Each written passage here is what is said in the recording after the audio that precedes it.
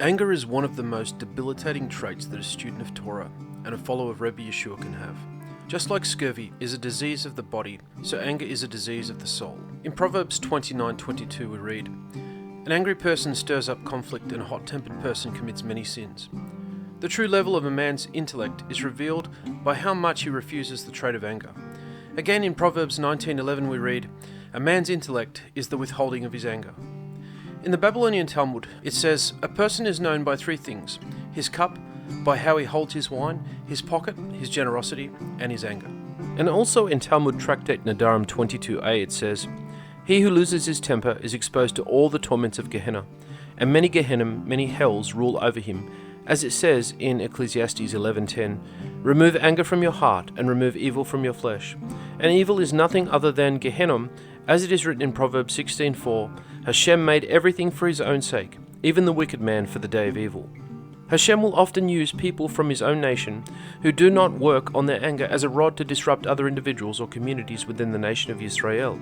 Examine yourself thoroughly to see if anger or a short temper is something that has taken root in you. One who has taken on Rebbe Yeshua as his teacher and rescuer and devoted himself to the study and learning of Torah exhibits a character that is focused on correcting one's own character flaws and has a good grasp on his weaknesses and strengths. Rebbe Yeshua's encounter with the money changers in the temple court is perhaps one of the most well-known and yet least understood incidences in Mashiach's earthly ministry. This incident has been so misinterpreted that it occupies chief position as a tool for promoting anti-Semitism, being cited as a proof text for Jews being mischievous moneylenders and notorious dealers of usury, piggybacked on a cooked-up supposed hatred that Mashiach exhibited toward his own people.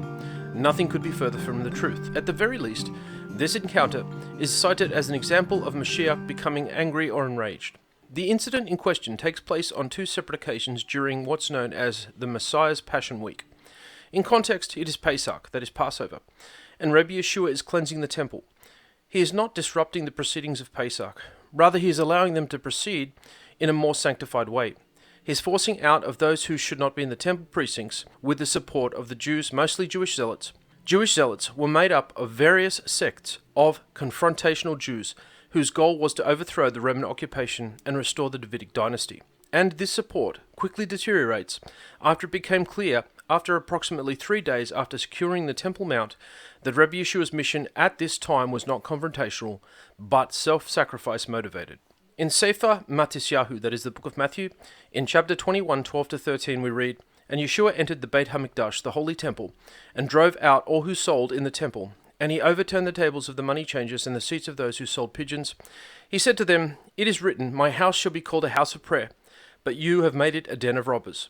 Again in Mark 11:15-18 we read, "And they came to Jerusalem, and Yeshua entered the Beit HaMikdash, the holy temple, and he began to drive out those who sold and those who bought in the Beit HaMikdash.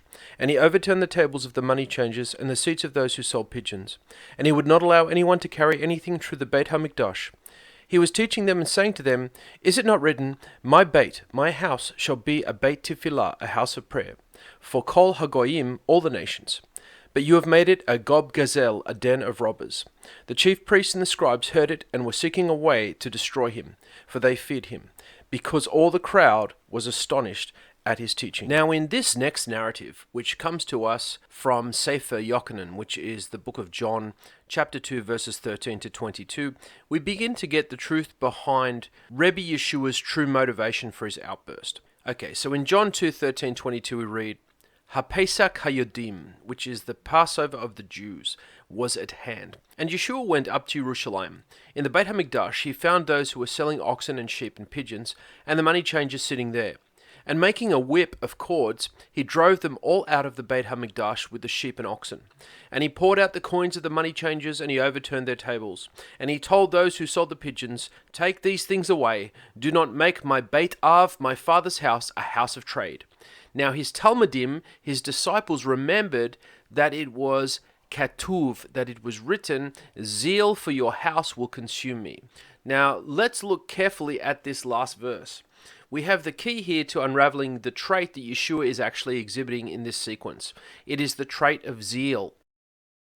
Rather than displaying anger or rage, Rebbe Yeshua is consumed with zeal. Now this is the same zeal that Matityahu displayed on the eve of the Maccabee Wars, and the same zeal that Pinchas displayed in killing Zimri of the tribe of Shimon and his concubine Cosbi for the harlotry that they displayed before the Holy Assembly.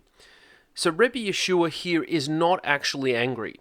The dictionary defines anger as a strong feeling of annoyance, displeasure, or hostility. Rebbe Yeshua is going about his mission on schedule.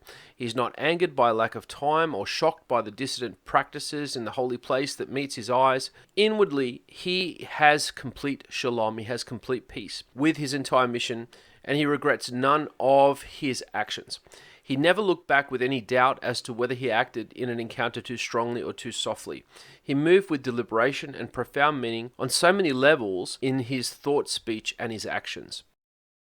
Paradoxically, Torah actually allows an outward appearance of anger, but only if the person displaying or portraying that anger is inwardly in a place of shalom, in a place of peace. This is called righteous zeal. Now, zeal, on the other hand, is motivated to get in quick to rectify a situation and to show people that are involved in that situation that this needs rectification. And if by doing that, that means that I have to display what you think or what appears to be anger, then so be it.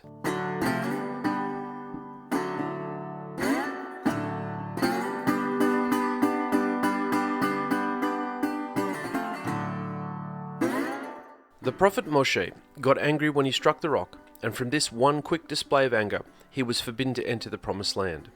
In Numbers 20, verse 7 through 13, we read, Hashem said to Moshe, Take the staff, and you and your brother Aaron gather the assembly together. Speak to that rock before their eyes, and it will pour out its water. You will bring water out of the rock for the community so that they and their livestock can drink. So Moshe took the staff from Hashem's presence, just as he had commanded. He and Aaron gathered the assembly together in front of the rock, and Moshe said to them, Listen, you rebels, must we bring you water out of this rock? Then Moshe raised his arm and struck the rock twice with his staff. Water gushed out, and the community and their livestock drank. But Hashem said to Moshe and Aaron, Because you did not trust in me enough to honor me as holy in the sight of the Israelites, you will not bring this community into the land I will give them. These were the waters of Meribah, where the Israelites quarreled with Hashem, and where he showed himself holy among them. There are other occasions where Moshe became angry, and he did not receive any type of punishment. On one occasion, he saw an Egyptian man beating a fellow Israelite, and on the occasion of the golden calf, where he came down the mountain and broke the 2 tablets, the 2 cubes of sapphire. But these were times and emotions that aligned with how the Father felt. When we are about to get angry, we should stop and say, Father, should I get angry about this? Just a momentary pause and a thought can avoid a whole world of trouble. Nowhere in the Psalms of King David is there ever any example of the author becoming angry. In fact, if one finds that he is exhibiting any trait that is not found in David's Psalms, then it has to be discarded. A reader of Psalms takes on any given psalm that he reads as if it were his own. We never read Psalms at a distance. We take ownership of the psalm that we are reading, and in doing this, the Almighty considers the reading and the accompanying meditation as if it were read by King David himself. Now, there is an interesting story about avoiding the trait of anger. When King David was fleeing Jerusalem after his son Absalom had rebelled against him, and much of the kingdom was also in tow with his son, and David was forced to flee Jerusalem with his royal guards, he met on the way a man hurling obscenities and cursing him. In 2 Samuel 16, 5 and 8 we read, Now when David came to Bahurim, there was a man from the family of the house of Shaul, Saul, whose name was Shimei, the son of Gera, coming from there. He came out cursing continuously as he came, and he threw stones at David and at all the servants of King David, and all the people and all the mighty men were on his right hand and on his left. Also Shimei said this when he cursed, Come out, you bloodthirsty man, you rogue. Hashem has brought upon you all the blood of the house of Saul, in whose place you have reigned. And Hashem has delivered the kingdom into the hand of Avshalom your son.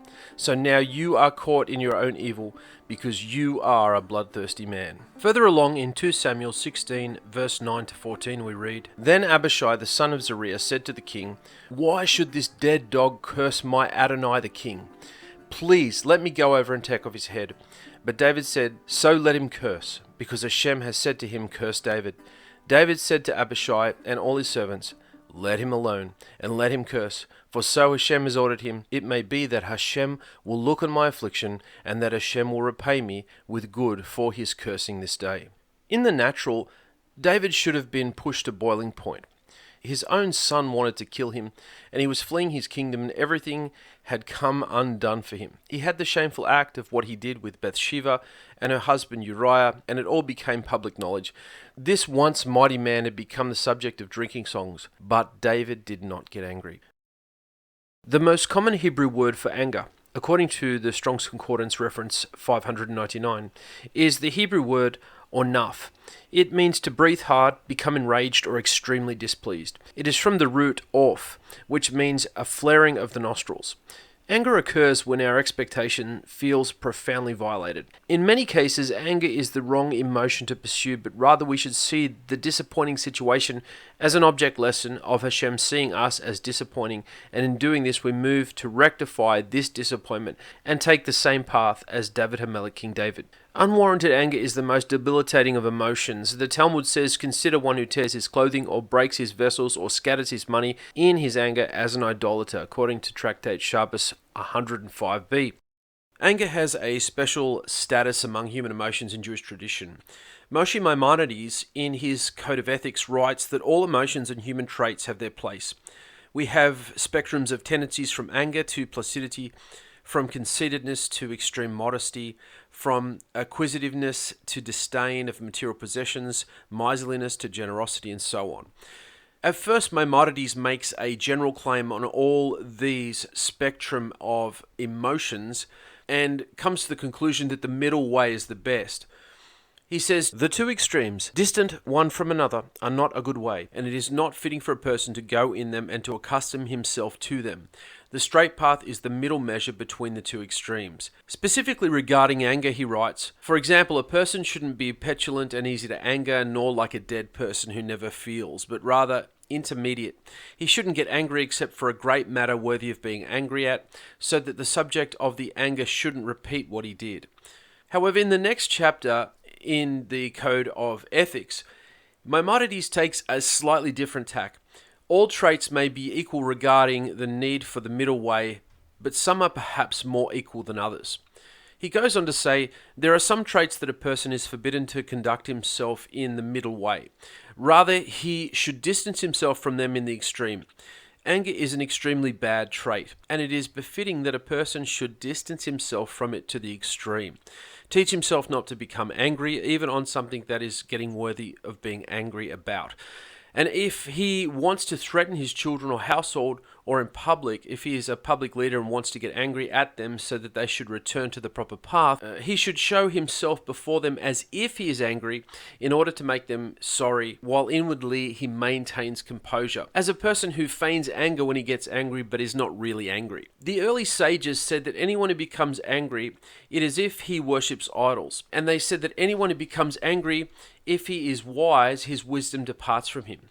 And if he is a prophet, his prophecy departs from him. And those who are habitually angry, their life is not a life. Therefore they commanded that a person should distance himself from anger until he should accustom himself not to feel even the most infuriating things, and this is the good way. The Mishnah commentary points out that in the second chapter, Maimonides is referring to someone who has an extreme natural tendency.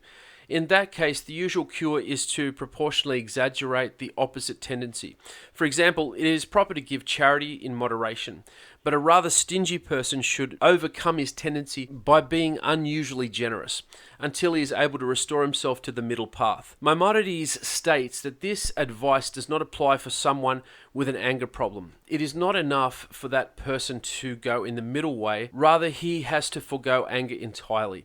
According to this explanation, any angry person is like an addict. An addict can seldom go back to enjoying his addiction in moderation. In some cases, he must completely forswear it. At any rate, we see that anger is, in the best instance, a dangerous trait that should be indulged in moderation, and in many cases needs to be avoided altogether. Hey, before you go, if you like this series and you want to find out much more, check out our books, All Lights On in the Master's House, Lightning from the Master's House, Flying Chariot, Fallen Dragon, and Is Alcoholic. All available on Amazon.com and other online bookstores, and help us to continue to spread the word. Also check out our website, netsthroughmantoseed.com, where we have many teachings and resources on a myriad of subjects that will enlighten and enhance your walk. Bye for now.